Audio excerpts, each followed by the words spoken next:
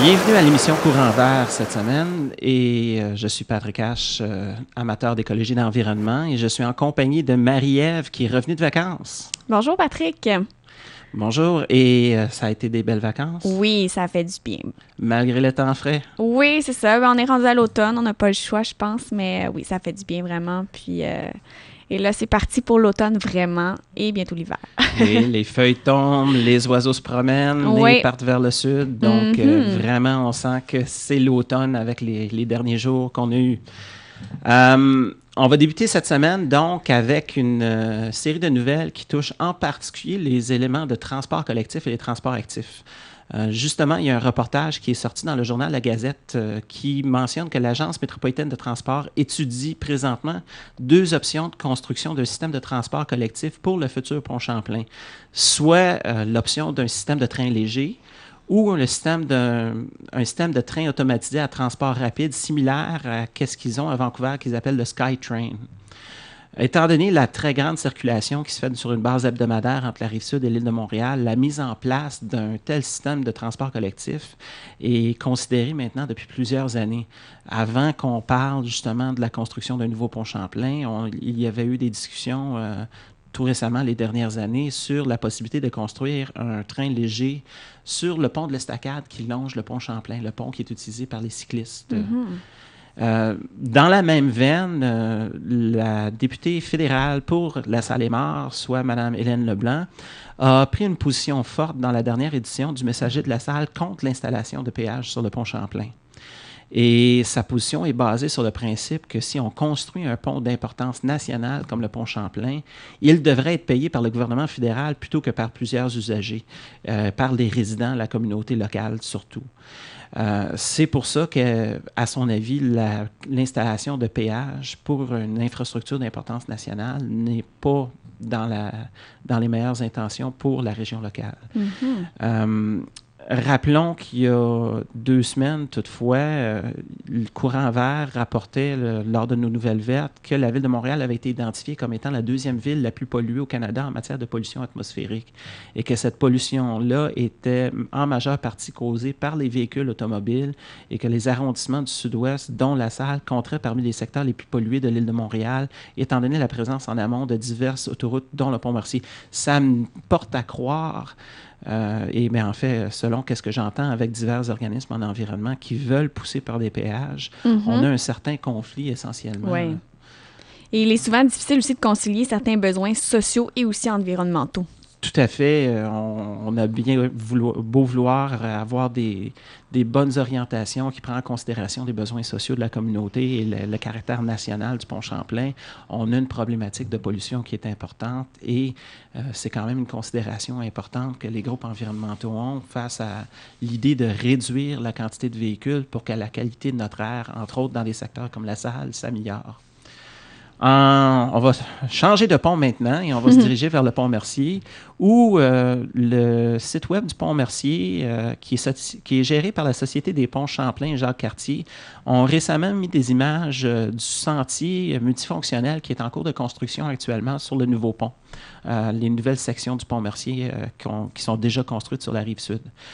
Ça va être un sentier multifonctionnel qui va donc longer le secteur ouest du pont Mercier et qui va se promener sur une longueur de 2,1 km. Ça va permettre vraiment une traverse beaucoup plus rapide du fleuve, que ce soit à pied ou en vélo. En vélo, c'est une question de 5 à 10 minutes pour traverser le pont. Ça va donner un accès à un réseau aussi additionnel de pistes cyclables sur la rive sud pour les résidents de la Salle. Et dans un contexte où le trafic sur le pont Mercier n'a pas été facile en 2011, plusieurs ont sûrement hâte, j'imagine, que la piste soit construite. Tout à fait. Hein? On se retrouve avec des problèmes sérieux qui se sont faits sur le pont cette année. Et ça retarde peut-être la mise en place de ce sentier-là qui était à l'origine prévu pour la fin 2011. Mais une fois construit, ça va être vraiment une mesure intéressante. 5 à 10 minutes pour se rendre en vélo là, à partir de la rive sud, ça devient... C'est rapide. Beaucoup plus rapide. Oui. En plus de ça, moi, je me rappelle, j'ai déjà fait, en fait, il y a un petit trottoir qui longe ce secteur-là du pont Mercier. Et dans ma jeunesse, il y a quelques décennies de ça, j'avais fait du vélo et je me promenais vers la Rive-Sud en empruntant ce trottoir-là. je vais vous dire que c'était pas nécessairement la chose la plus sécuritaire Ouais. parce que quand je me promenais, littéralement, mon corps sur le vélo était par-dessus la hauteur de la clôture du pont. Donc, une petite débarque et j'aurais fait une belle plonge.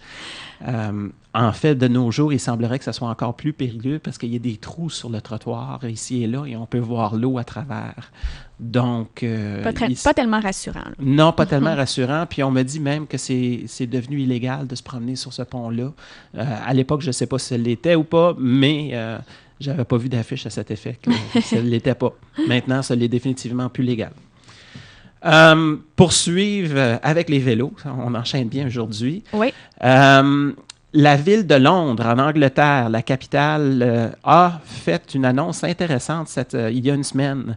En fait, le commissaire du transport de la ville de Londres, M. Peter Henry, a annoncé la mise en place d'un plan de 25 ans qui vise à rendre la circulation en vélo la forme de transport privilégiée pour cette ville qui, dans le passé, a souffert énormément avec des problèmes de trafic. Et encore aujourd'hui, en souffre énormément. Cette mesure, il l'appelle « The Century of Cycling » ou le siècle du cyclisme. Ils veulent mettre en place toute une série de mesures qui sont quand même très intéressantes pour favoriser le vélo. Ça comprend, entre autres, l'augmentation du nombre de voies cyclables, aussi la mise en place d'intersections qui favorisent davantage la circulation en vélo. Ils veulent aussi mettre en place des formations, pas juste pour les cyclistes, pour aider les cyclistes à circuler de façon plus sécuritaire, mais aussi pour les conducteurs de gros véhicules qui partagent la route avec les cyclistes. Étant donné que dans ce secteur-là, 40% des accidents en vélo seraient associés avec des gros véhicules. OK. Ils veulent aussi plus de stationnement en vélo. Ils veulent aussi mettre en place un accès rapide à de l'information pour la planification des déplacements en vélo. Autrement dit, dire aux gens, vous voulez vous rendre de tel endroit à tel endroit, vous pouvez le faire plus facilement avec telle mesure sur un site web qui donne l'information rapide.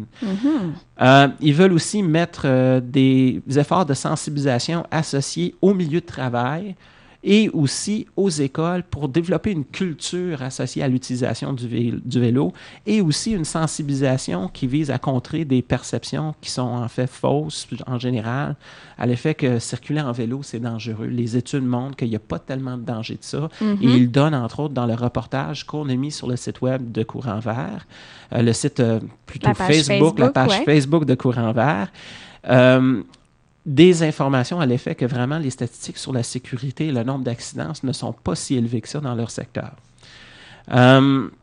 Ils veulent aussi favoriser une intégration des déplacements en vélo au réseau de transport collectif, mettre en place des stationnements en vélo, mettre en place des mesures qui vont rendre, au fond, le lien, le rapport entre vélo, l'utilisation beaucoup plus rapide et beaucoup plus facile entre les vélos et les transports collectifs.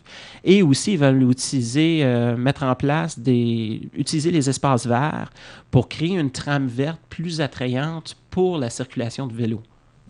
Et ce dernier point semble similaire au concept de ceinture verte sur lequel tu travailles pour Montréal? Oui, tout à fait.